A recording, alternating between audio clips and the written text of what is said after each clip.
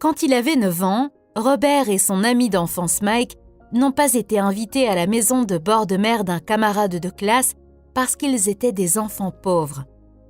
Robert est rentré à la maison et a demandé à son père comment devenir riche. Et la seule réponse qu'il a obtenue a été « Tu dois apprendre à gagner plus d'argent ». Même enfant, Robert a compris que ce conseil ne l'aiderait pas à devenir riche. Le père de Robert, que Robert appelle son père pauvre, était enseignant et gagnait bien sa vie, mais il a toujours eu des difficultés financières. Voyant à quel point Robert et son ami Mike étaient déterminés à apprendre à gagner plus d'argent, le père de Robert, le père pauvre, leur conseille d'aller parler au père de Mike, que Robert appelle son père riche. Robert et Mike sont tous deux très surpris car le père riche n'est pas encore riche. De plus, il n'avait jamais terminé son année de 4e, mais dirigeait plusieurs entreprises prospères. Néanmoins, ils sont allés rencontrer le père de Mike. Le jour de la rencontre, il leur a demandé s'ils étaient prêts à apprendre à gagner de l'argent. Ils étaient enthousiastes et ont rapidement hoché la tête. Il leur a alors fait une proposition. Il leur a dit qu'il leur apprendrait à gagner de l'argent, mais pas dans une salle de classe. Il ne leur apprendrait que s'ils travaillaient pour lui. Selon lui, ils perdraient leur temps s'ils voulaient simplement s'asseoir et écouter comme à l'école. Ils pourraient apprendre plus vite s'ils travaillaient pour lui. Robert voulait poser une question, mais il ne leur en a pas laissé l'occasion.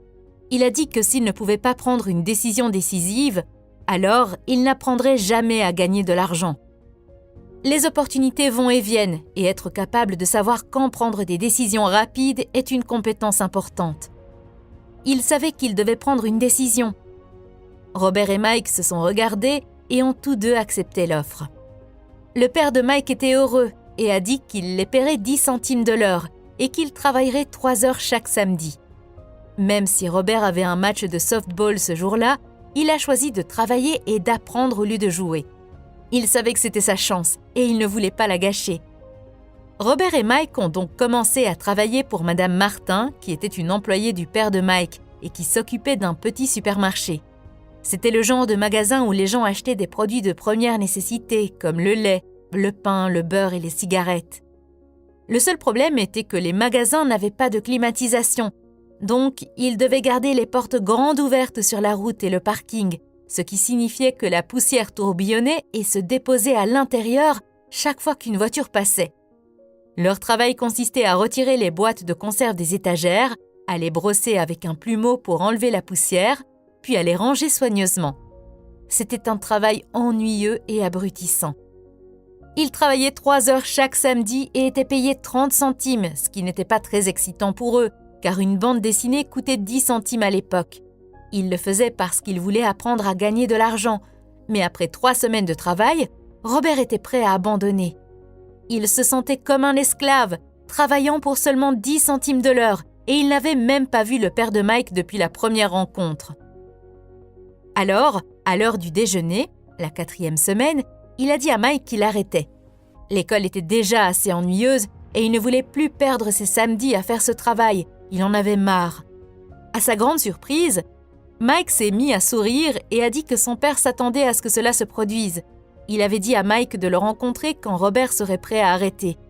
Cela a mis Robert en colère, mais Mike a dit que la façon d'enseigner de son père est différente de celle des parents de Robert. Il n'aime pas faire la morale et utilise l'expérience comme moyen d'enseignement. Robert a accepté de rencontrer le père de Mike le samedi suivant pour l'écouter. Même son vrai père était en colère contre le père de Mike. Le père pauvre de Robert lui avait conseillé d'exiger une augmentation d'au moins 25 centimes par heure et de démissionner s'il ne l'obtenait pas. Lorsque Robert est arrivé chez Mike, il a dû faire la queue pendant 45 minutes avant que le père de Mike n'apparaisse enfin. Frustré et en colère, Robert a dit au père de Mike qu'il n'avait pas respecté sa part du marché. Il avait promis de lui enseigner s'il travaillait pour lui, mais il n'avait pas tenu sa promesse. Robert l'a accusé d'être cupide et de ne pas respecter ses employés. Il a demandé à Robert si enseigner signifiait parler ou donner une conférence, et Robert a répondu par un hochement de tête. Le père riche lui a dit que la vie est le meilleur professeur de tous et que la plupart du temps, la vie ne vous parle pas. Il explique que la vie nous bouscule souvent pour nous apprendre quelque chose. Certaines personnes se laissent pousser par la vie tandis que d'autres se défendent contre les mauvaises choses, comme leur travail, leur patron ou leur conjoint. Mais seules quelques personnes accueillent la poussée de la vie comme une opportunité d'apprendre et de grandir. Le père riche a dit qu'il avait plus de 150 employés, mais qu'aucun d'entre eux ne lui avait jamais demandé de leur enseigner l'argent. Il ne cherchait que des emplois et des salaires, sans jamais vraiment comprendre le but de leur travail. Cependant, lorsque Mike lui a dit qu'ils voulaient tous les deux apprendre à gagner de l'argent, Père Riche a décidé de créer un programme qui reflétait des expériences réelles. Il les a payés à peine 10 centimes de l'heure, ce qui les a d'abord mis en colère, mais il leur a expliqué qu'il voulait qu'ils fassent l'expérience de la pression de la vie pour qu'ils puissent comprendre ce qu'il essayait d'enseigner. Lorsque le père riche demanda à Robert ce qu'il avait appris en travaillant pour un salaire aussi bas, il s'est plaint de sa cupidité et de son manque de respect pour ses ouvriers. Il a même menacé de démissionner si son père riche ne le payait pas davantage ou ne lui enseignait pas plus. Le père riche a expliqué que la plupart des gens feraient exactement ce qu'il suggère, démissionneraient et chercheraient un emploi mieux payé. Cependant, cela ne résout généralement pas leurs problèmes. Il voulait que Robert comprenne qu'attendre une augmentation, en pensant que plus d'argent résoudrait ses problèmes, n'était pas la solution. La solution est de faire travailler l'argent pour vous. Robert commençait lentement à comprendre la leçon que le père riche essayait d'enseigner. Le père riche a demandé si Robert avait toujours la passion d'apprendre. Quand Robert a répondu oui, il lui a dit qu'il fallait arrêter de le payer pour le travail au magasin. Robert est confus, il est venu pour une augmentation, mais maintenant il va travailler gratuitement. Le père riche lui dit que s'il veut gagner plus d'argent, il doit utiliser sa tête et trouver une solution. Robert et Mike ont travaillé gratuitement pendant 3 semaines. Un jour, le père de Mike est arrivé et a emmené les garçons dehors pour manger une glace. Le père riche leur a demandé s'ils avaient déjà appris quelque chose. Ils ont répondu non. Le père riche leur a dit qu'il ferait mieux de se dépêcher et de commencer à penser à la leçon qui les regarde. Pour expliquer la leçon, il a demandé aux garçons de regarder Madame Martin et les gens dans le parc et de se demander si la vie qu'ils mènent leur semble excitante. Ils travaillaient dur pour peu d'argent toute leur vie, s'accrochant à l'illusion de la sécurité de l'emploi et attendant avec impatience des vacances de 3 semaines par an et peut-être une pension après 45 ans de service. Le père riche leur a demandé si ce genre de vie les excitait et était prêt à leur offrir une augmentation de 25 centimes par heure. Leur cœur bat la chamade et ils savent que cela représente beaucoup pour eux, mais ils refusent quand même. Voyant leur résistance, le père riche a augmenté son offre à 1 euro de l'heure, puis à 2 euros. Chaque fois qu'il a augmenté son offre, le cœur de Robert a commencé à exploser et son cerveau l'a poussé à accepter l'offre. Il savait que 2 euros de l'heure auraient fait de lui l'enfant le plus riche du monde. Il ne pouvait pas s'imaginer gagner autant d'argent. Il voulait dire oui. Il s'imaginait un nouveau vélo, un nouveau gant de baseball et l'adoration de ses amis lorsqu'il montrerait son argent. Mais d'une manière ou d'une autre, sa bouche est restée fermée. Le père riche regardait 2 garçons qui lui faisaient face, les yeux grands ouverts et le cerveau vide. Il les testait. Et il savait qu'une partie de leurs émotions voulait accepter le marché. Il avait compris que chaque personne avait une partie de son âme faible et nécessiteuse qui pouvait être achetée. Et il savait que chaque individu avait aussi une partie de son âme qui était résistante et ne pouvait jamais être achetée. Il s'agissait seulement de savoir laquelle était la plus forte. Il a donc fait une offre finale de 5 euros de l'heure. Soudain, l'expression des enfants a changé et leur regard vide s'est transformé en calme. Ils ont senti leur tentation disparaître dans la seconde. Ils ont senti que la partie de leur âme qui était faible et nécessiteuse était réduite au silence et prise en charge par une partie qui n'avait pas de prix. Le père riche a dit que c'était bien qu'il n'ait pas de prix. La plupart des gens en avaient un parce que leurs vies sont contrôlées par la peur et la cupidité. La peur d'être sans argent les fait travailler dur et gagner un salaire. Mais une fois qu'ils ont cet argent, l'avidité les fait penser à toutes les choses qu'ils pourraient acheter, ce qui les fait avoir besoin de plus d'argent, ce qui les fait dépenser plus et travailler plus. C'est ce que le père riche appelle la course au rat. Mike a demandé s'il y avait un autre moyen, et le père riche a dit que oui, mais que peu de gens le connaissaient. Mike voulait savoir ce que c'était, et le père riche a dit qu'ils l'apprendront en travaillant avec lui sans être payés. Mike a demandé un indice, et le père riche a répondu que la première étape était de dire la vérité. Lorsqu'on lui demande quelle vérité, il répond qu'il s'agit de ce qu'ils ressentent et qu'ils doivent se l'avouer à eux-mêmes, pas aux autres. Le père riche a exprimé des doutes quant à la capacité des personnes qui travaillaient pour lui à confesser leur vérité. Au lieu de cela, ils ressentent la peur de ne pas avoir d'argent et réagissent de manière émotionnelle plutôt que logique. Ils n'affrontent pas leurs peurs et leurs émotions contrôlent leur cerveau. Ils travaillent pour gagner de l'argent en espérant que cela soulagera leurs peurs, mais ce n'est jamais le cas. L'argent gouverne leurs émotions et leurs âmes, mais ils refusent de reconnaître cette vérité. Le père riche les a exhortés à éviter ce piège, affirmant qu'être riche ne résout pas le problème. Lorsqu'on lui a demandé pourquoi, il a présenté l'autre émotion clé, le désir. Il est courant que les gens désirent des choses meilleures, plus belles ou plus excitantes. Ils travaillent souvent pour l'argent parce qu'ils pensent que cela les rendra heureux, mais le bonheur que procure l'argent est de courte durée. De nombreuses personnes riches sont en fait motivées par la peur, pensant que l'argent les sécurisera. Cependant, ils finissent par avoir peur de tout perdre, ce qui les rend plus anxieux que lorsqu'ils étaient pauvres. Les émotions contrôlent souvent nos pensées et la peur peut nous amener à prendre des décisions qui ne résolvent pas le vrai problème. Par exemple, lorsqu'une personne a peur de ne pas avoir assez d'argent, elle peut penser que la seule solution est de trouver un emploi. Mais en réalité, un emploi n'est qu'une solution temporaire à un problème à long terme. Il est important d'apprendre à penser par soi-même et à ne pas laisser nos émotions nous contrôler. Le père riche a dit qu'il a vu de l'espoir lorsque les 2 garçons ont accepté de travailler gratuitement. Ils ont également fait le premier pas en résistant à leurs émotions lorsque le père riche les a tentés avec plus d'argent. Ils apprenaient à penser en dépit de leur charge émotionnelle. Il leur a dit de continuer à travailler et que plus vite ils oublieraient le besoin d'un salaire, plus facile serait leur vie d'adulte. Il les a encouragés à continuer à utiliser leur cerveau, à travailler gratuitement, et bientôt leur esprit leur montrera des moyens de gagner de l'argent bien au-delà de ce qu'ils pourraient jamais leur payer. Ils seraient capables de voir des choses que les autres ne verraient pas. Dès qu'ils verront une opportunité, ils la verront pour le reste de leur vie. Les garçons ont suivi les conseils du père riche et ont rapidement vu une opportunité dans la création d'une bibliothèque où les enfants pourraient payer un droit d'entrée et lire autant de bandes dessinées qu'ils le souhaitaient. Ils ont engagé la petite sœur de Mike comme bibliothécaire en chef. Elle fait payer 10 centimes à chaque enfant pour entrer dans la bibliothèque. C'était une aubaine pour les enfants puisqu'une bande dessinée coûtait 10 centimes chacune et qu'ils pouvaient en lire 5 ou 6 en 2 heures. Mike et Robert ont gagné en moyenne 9,50 € par semaine sur une période de 3 mois. Ils ont payé sa sœur 1 € par semaine et lui ont permis de lire les bandes dessinées gratuitement.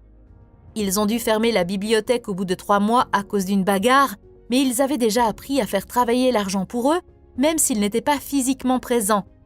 Ils avaient appris la première leçon, à savoir que les riches ne travaillent pas pour l'argent. Ils étaient prêts à en apprendre davantage et le père de Mike était prêt à leur enseigner. Leçon numéro 2. Pourquoi enseigner l'éducation financière? Lorsque les gens demandent à Robert par où commencer pour devenir riche, il leur donne la même réponse que son père riche lui a donnée. Si vous voulez être riche, vous devez avoir des connaissances financières. Par exemple, la comptabilité est un sujet ennuyeux, déroutant, mais absolument crucial pour la réussite financière. Pour la rendre facile, le père riche a utilisé des images et un langage simple pour l'enseigner aux 2 garçons. L'une des premières choses que le père riche explique à Robert et Mike est la différence entre un actif et un passif. Il a dit « Si vous voulez être riche, la seule chose que vous devez faire est d'acheter des actifs. C'est tout ce que vous avez besoin de savoir pour devenir riche. » Mais bien que ce soit si simple, c'est quelque chose que beaucoup de gens ne comprennent pas. Lorsque le père riche l'a expliqué pour la première fois à Robert et Mike, ils ont pensé qu'il plaisantait parce que le concept était si simple. Comment les adultes ne peuvent-ils pas comprendre ça? Tout le monde ne devrait-il pas être riche? Le problème est que la plupart des gens ont été éduqués différemment par des banquiers, des planificateurs financiers et autres. Ils doivent donc désapprendre ce qu'ils pensent savoir. Et à cause de cela, ils achètent des passifs en pensant que ce sont des actifs. Robert utilise des définitions simples pour l'actif et le passif. L'actif est quelque chose qui met de l'argent dans votre poche et le passif est quelque chose qui retire de l'argent de votre poche. Voici le schéma de flux de trésorerie d'un actif. La partie supérieure du diagramme est un compte de résultats. Il mesure les revenus et les dépenses, les entrées et les sorties d'argent. La partie inférieure du diagramme est un bilan. Il est censé équilibrer l'actif et le passif. Les actifs augmentent votre revenu. Ils mettent de l'argent dans votre poche. Par exemple, si vous avez une maison et que vous la louez, c'est un actif, parce qu'elle met de l'argent dans votre poche chaque mois. Et voici le schéma de flux de trésorerie d'un passif. Un passif vous prive d'argent. Si vous voulez être riche, vous devez éviter les dettes et acheter plus d'actifs. Grâce à ces diagrammes simplifiés, vous pouvez facilement voir comment chaque personne gère son argent. Robert dit que souvent, les personnes endettées pensent que la réponse à leurs problèmes est de gagner plus d'argent. Mais non seulement l'argent ne résout pas toujours les problèmes, mais il peut les aggraver. C'est pourquoi de nombreuses personnes qui reçoivent une manne soudaine, par le biais de la loterie ou d'un héritage, la dépensent rapidement. Une augmentation de l'argent liquide n'entraîne qu'une augmentation des dépenses. Ce qui manque à tant de gens, c'est une éducation financière. C'est la raison pour laquelle ils peuvent finir par réussir dans leur profession, mais avoir encore des difficultés avec l'argent. Ils ont peut-être appris à gagner de l'argent, mais pas à le gérer. Les gens peuvent être très intelligents et pourtant être analphabètes en matière de finances. Ils ont appris à travailler dur pour gagner de l'argent, mais pas à faire travailler leur argent dur pour eux. Beaucoup de gens croient encore que leur maison est un actif, mais Robert enseigne qu'une maison est un passif, car elle vous prive d'argent par le biais des impôts et d'autres dépenses. Cela ne signifie pas que vous ne pouvez jamais acheter une maison. Vous pouvez le faire, bien sûr, mais assurez-vous d'acheter d'abord des actifs qui généreront le flux de trésorerie nécessaire pour payer la maison. Robert dit que si vous voulez devenir riche, tout ce que vous devez faire est d'acheter plus d'actifs générateurs de revenus, de maintenir vos dettes et vos dépenses à un niveau bas. Et quand saurez-vous que vous avez déjà assez de richesse? Robert utilise la définition suivante de la richesse. La richesse, c'est la capacité d'une personne à survivre tant de jours à venir. Ou, si j'arrêtais de travailler aujourd'hui, combien de temps pourrais-je survivre? Une autre façon de le dire, la richesse est la mesure du flux de trésorerie de la colonne des actifs par rapport à la colonne des dépenses. Lorsque vos actifs génèrent suffisamment de revenus pour couvrir vos dépenses, vous êtes riche, même si vous ne l'êtes pas encore. Leçon 3. S'occuper de ses affaires. Un ami de Robert a entendu Ray Kroc, le fondateur de McDonald's, parler à l'Université du Texas en 1974. Par la suite, Ray a accepté de rejoindre les étudiants dans leur lieu de rencontre préféré pour boire quelques bières. Il a demandé aux étudiants dans quel secteur ils travaillaient. Ils ont d'abord ri, puis ont répondu qu'il s'agissait bien sûr de vendre des hamburgers. Mais Ray leur dit qu'il n'est pas dans le secteur des hamburgers, mais dans celui de l'immobilier. Il savait que le terrain et l'emplacement de chaque franchise étaient les facteurs les plus importants de son succès. Aujourd'hui, McDonald's est le plus grand propriétaire de biens immobiliers au monde, possédant certains des carrefours et des coins de rue les plus précieux du globe. Il y a une grande différence entre votre profession et votre entreprise. Souvent, Robert demande aux gens « Quel est votre métier ?» et ils répondent « Oh, je suis banquier ». Puis il leur demande s'ils sont propriétaires de la banque et ils répondent généralement « Non, je travaille là-bas ». Dans ce cas, ils ont confondu leur profession et leur entreprise. Leur profession est peut-être celle de banquier, mais ils ont toujours besoin de leur propre entreprise. Tant de gens travaillent pour tout le monde, leur employeur, le gouvernement pour les impôts et la banque pour l'hypothèque. Ce que Ray Kroc et son père riche savaient, c'est le secret numéro 3 des riches, occupez-vous de vos affaires. Ne pas passer sa vie à travailler pour quelqu'un d'autre. Trop de gens passent leur vie à s'occuper des affaires de quelqu'un d'autre et à le rendre riche. S'occuper de ses affaires ne signifie pas créer une entreprise, bien que pour certaines personnes ce soit le cas. Votre entreprise doit plutôt tourner autour de votre colonne d'actifs et non de votre colonne de revenus. Gardez votre emploi de jour, mais commencez à acheter des actifs réels et non des dettes qui perdent leur valeur dès que vous sortez du magasin. Maintenez les dépenses à un niveau bas, réduisez les dettes et construisez avec diligence une base d'actifs solides.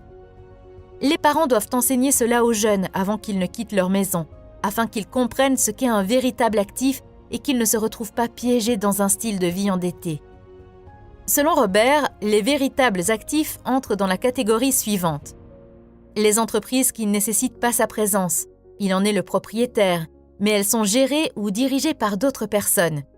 S'il doit y travailler, ce n'est plus une entreprise, cela devient son travail. 2. Les actions. 3. Obligations. 4. Biens immobiliers générateurs de revenus. 6. Les redevances de la propriété intellectuelle comme la musique et les brevets. 7. Tout ce qui a de la valeur produit des revenus ou s'apprécie et a un marché prêt à l'emploi. Acquérir des actifs que vous aimez. Robert aime l'immobilier et passe donc une grande partie de son temps à y réfléchir et à en acheter. Si vous n'aimez pas l'immobilier, n'investissez pas dans ce secteur. Même lorsqu'il travaillait pour Xerox, Robert s'occupait de ses propres affaires. Il a gardé son travail de jour et a lentement construit sa colonne d'actifs. Plus il comprenait la comptabilité et la gestion de trésorerie, plus il était à même d'analyser les investissements et finalement de créer sa propre entreprise. Il ne recommande pas aux gens de créer une entreprise à moins qu'ils n'en aient vraiment envie. Dans le cas contraire, il leur conseille de garder leur travail quotidien et de s'occuper de leurs affaires, construire et maintenir une colonne d'actifs solide. Au fur et à mesure que les liquidités augmentent, vous pouvez vous offrir des luxes, mais seulement si les liquidités le permettent. Constituez la colonne d'actifs et laissez les revenus générés par ces actifs payer les luxes. Lorsque les actifs génèrent suffisamment de revenus pour couvrir les luxes, c'est à ce moment-là que vous pouvez les acheter. Leçon 4. L'histoire des impôts et le pouvoir des entreprises. Beaucoup de gens voient Robin des Bois comme un héros, prenant aux riches et donnant aux pauvres. Le père riche ne partageait pas cette opinion. Il qualifie Robin des Bois d'escroc. Bien que le sentiment populaire soit que les riches devraient payer plus d'impôts et donner aux pauvres, en réalité, c'est la classe moyenne qui est fortement taxée, en particulier la classe moyenne supérieure éduquée. Pour comprendre comment cela se produit, Robert fait un bref historique des impôts. En Angleterre et en Amérique, à l'origine, il n'y avait pas d'impôts, seulement des prélèvements occasionnels et temporaires pour payer des choses comme les guerres. En 1874, l'Angleterre a fait de l'impôt sur le revenu un prélèvement permanent sur ses citoyens, et en 1913, l'Amérique a rendu l'impôt sur le revenu permanent. Ces pays ont réussi à faire accepter les impôts par la majorité parce qu'ils n'étaient d'abord prélevés que sur les riches. Cependant, bien que l'impôt sur le revenu ait été conçu pour punir les riches, il a fini par punir ceux qui avaient voté pour lui, les pauvres et la classe moyenne. Le père riche explique que lui et le père pauvre sont opposés. Le père pauvre, en tant qu'employé du gouvernement, était récompensé s'il dépensait de l'argent et embauchait des gens, faisant ainsi grossir son organisation. Mais pour le père riche, moins il embauchait de personnes et moins il dépensait d'argent, plus il était respecté par ses investisseurs. Le père pauvre croyait sincèrement que le gouvernement devait aider les gens. Pour Robert, c'était un défi de travailler pour l'un des plus grands capitalistes de la ville et de rentrer chez lui avec un éminent chef de gouvernement. Ce n'était pas facile de savoir quel père croire. Mais avec le temps, en étudiant l'histoire des impôts, Robert a vu une perspective intéressante. Au fur et à mesure que l'appétit du gouvernement pour l'argent augmentait, les impôts devaient bientôt être prélevés sur la classe moyenne, et de là, ils ne cessaient de diminuer. Mais les riches ont vu une opportunité car ils ne jouent pas selon les mêmes règles. Les sociétés, devenues populaires à l'époque des voiliers, offraient un moyen de contourner les impôts. La compréhension de la structure légale des sociétés a donné aux riches un avantage considérable et leur a permis de se montrer plus malins que les intellectuels. Une société est simplement un document juridique qui crée une entité juridique. Ce n'est pas vraiment une chose, ni une usine, ni un groupe de personnes. Mais elle offre un taux d'imposition sur le revenu inférieur à celui des individus. C'est pourquoi la plupart des personnes riches de la planète ne paient pas d'impôts ou ne paient qu'un très faible pourcentage de leurs revenus sous forme d'impôts. Les tentatives de punir les riches fonctionnent rarement, car les riches trouvent des moyens de minimiser leurs charges fiscales. Leçon 5. Les riches inventent l'argent. Notre esprit est le bien le plus important. Si vous le formez correctement, vous pouvez gagner des millions à partir d'une simple idée ou d'un accord. Si vous augmentez votre intelligence financière, vous commencerez à voir des choses que les autres ne voient pas. En d'autres termes, vous commencerez à inventer l'argent. Par exemple, au milieu des années 1990, l'économie de l'Arizona, aux États-Unis, était terrible. Alors que la plupart des gens étaient effrayés et avertis du crash économique, Robert et sa femme, Kim, ont gagné beaucoup d'argent. Robert donne l'exemple de l'achat d'une maison de 75 000 € pour 20 000 €. Il devait mettre 2 000 € comme acompte, mais ils ne les avaient pas. Alors, ils ont demandé à un ami de leur prêter 2 000 € contre une commission de 200 €.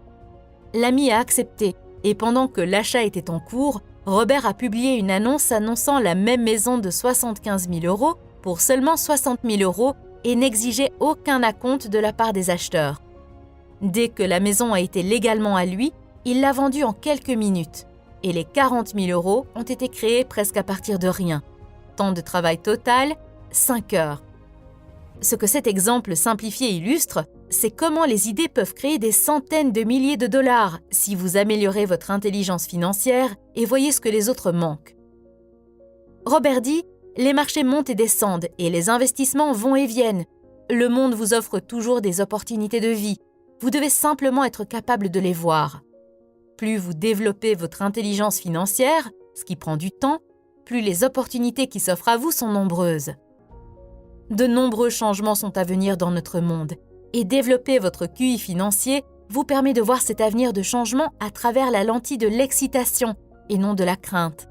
Vous verrez les opportunités et agirez en conséquence, contrairement à ceux qui laissent leur peur les maintenir sur la touche en regardant les autres avancer avec audace. Par exemple, la terre était une richesse il y a 300 ans. Plus tard, la richesse était dans les usines et la production. Aujourd'hui, la richesse réside dans l'information. Mais l'information circule dans le monde à la vitesse de la lumière et ce processus sera de plus en plus rapide et spectaculaire au fil du temps. Leçon numéro 6. Travailler pour apprendre, ne pas travailler pour l'argent. Il y a quelques années, Robert a été interviewé à Singapour par une journaliste qui, au cours de leur conversation, a révélé qu'elle voulait devenir un auteur de best-seller comme lui. Mais ses romans, dont tout le monde disait qu'ils étaient excellents, ne se vendaient jamais. Robert lui suggère de suivre un cours de formation à la vente. Cela a offensé la journaliste, qui lui a dit qu'elle avait une maîtrise en littérature anglaise et ne voyait pas en quoi apprendre à vendre l'aiderait. En fait, elle déteste les vendeurs. Lorsque Robert lui a fait remarquer qu'il était un vendeur de best-seller et non un auteur de best-seller, elle a répondu qu'elle ne s'abaisserait jamais à apprendre à vendre et a quitté l'interview. Il y a des gens talentueux tout autour de nous qui luttent financièrement, tout comme ce journaliste. Pour reprendre les termes d'un consultant en affaires, ils sont à une compétence près de la grandeur. Quand il s'agit d'argent, la seule compétence que la plupart des gens connaissent est de travailler dur. Si cette journaliste suivait des cours de vente puis trouvait un emploi dans une agence de publicité, elle en apprendrait beaucoup sur la vente et pourrait ensuite utiliser ses connaissances pour vendre plus de romans. Lorsque Robert a publié son premier livre, If you want to be rich and happy, don't go to school, si vous voulez être riche et heureux, n'allez pas à l'école, un éditeur lui a suggéré de changer le titre en The Economics of Education. Mais Robert savait qu'un tel titre ne se vendrait pas. Bien qu'il soit en faveur de l'éducation, il a choisi un titre controversé parce qu'il savait que cela lui permettrait de participer à davantage d'émissions de télévision et de radio. Et ça a marché.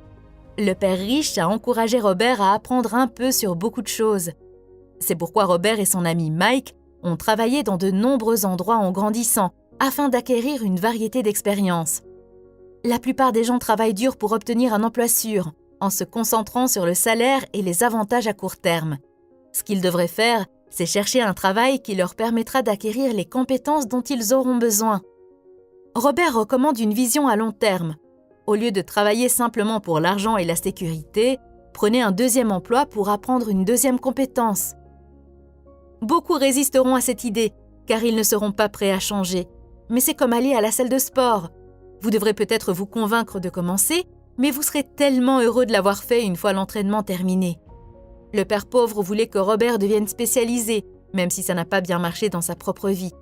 Il n'a jamais compris que plus on se spécialise, plus on est prisonnier et dépendant de cette spécialité. Le père riche, quant à lui, a encouragé Mike et Robert à se former et à se familiariser avec de nombreux secteurs d'activité. Selon Robert, les principales compétences nécessaires pour réussir sont 1. La gestion des flux de trésorerie, 2. La gestion des systèmes et 3. La gestion des personnes. Et les compétences spécialisées les plus importantes sont la vente et le marketing. Robert travaille constamment sur ses compétences en suivant des cours ou en achetant des ressources éducatives pour élargir ses compétences. Leçon 7. Surmonter les obstacles. Les 4 principales raisons pour lesquelles les personnes ayant des connaissances financières ne parviennent toujours pas à développer un flux de trésorerie abondant sont les suivantes. 1. La peur. 2. Le cynisme. 3. La paresse. et 4 les mauvaises habitudes. Examinons chacune d'entre elles. Surmonter la peur. Personne n'aime perdre de l'argent. Les seules personnes qui n'ont jamais perdu d'argent en investissant sont celles qui ne l'ont jamais fait. Tout le monde a peur de perdre de l'argent. La différence est la façon dont vous gérez la peur et la perte. La principale différence entre une personne riche et une personne pauvre est la façon dont elle gère cette peur. Robert dit « Je n'ai jamais rencontré une personne riche qui n'ait pas perdu d'argent. » Mais il ne laisse pas la peur de perdre les mettre hors jeu. La plupart des gens jouent pour ne pas perdre, alors qu'ils devraient jouer pour gagner. Et c'est pourquoi tant de gens ont des difficultés financières. Ils ont peut-être un portefeuille sûr, raisonnable et équilibré, mais ce n'est pas un portefeuille gagnant. Ils jouent pour ne pas perdre. Par exemple, un portefeuille équilibré n'est pas une mauvaise chose, mais il ne vous aidera pas à gagner gros. Ce n'est pas ainsi que les investisseurs prospères jouent le jeu. Vous devez être un peu déséquilibré au début et mettre vos œufs dans quelques paniers et vous concentrer sur eux. Surmonter le cynisme. Qu'il s'agisse de notre propre doute ou des doutes d'autres personnes dans notre vie, nous laissons souvent ce doute nous empêcher d'agir. Nous jouons la sécurité et les opportunités nous échappent. Robert partage l'exemple d'un ami qui était sur le point d'acheter une propriété d'investissement à un excellent prix, mais qui a fait marche arrière à la dernière minute lorsqu'un voisin, qui n'était pas un investisseur, lui a dit que c'était une mauvaise affaire. S'il était resté, il aurait doublé son investissement et aurait commencé à sortir de la course au rat. Les doutes et le cynisme maintiennent la plupart des gens dans la pauvreté. Un père riche aimait dire « Les cyniques critiquent, les gagnants analysent. Les gagnants gardent les yeux ouverts et voient les opportunités que tout le monde a manquées. » Par exemple, l'immobilier est un outil d'investissement puissant pour quiconque cherche l'indépendance financière. Pourtant, chaque fois que Robert mentionne l'immobilier comme véhicule, il entend souvent « Je ne veux pas réparer les toilettes » ou « Je ne veux pas avoir affaire à des locataires problématiques ». Il se concentre sur les toilettes et cela les maintient dans la pauvreté. Vaincre la paresse. Quel est le remède à la paresse ? Un peu de cupidité.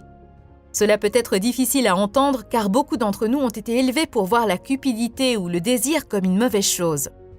Plutôt que de dire « je ne peux pas me le permettre », changez votre état d'esprit en « comment puis-je me le permettre ?» Cela ouvre le cerveau et le force à penser à des solutions. « Je ne peux pas me le permettre » est un mensonge. L'esprit humain sait qu'il peut tout faire.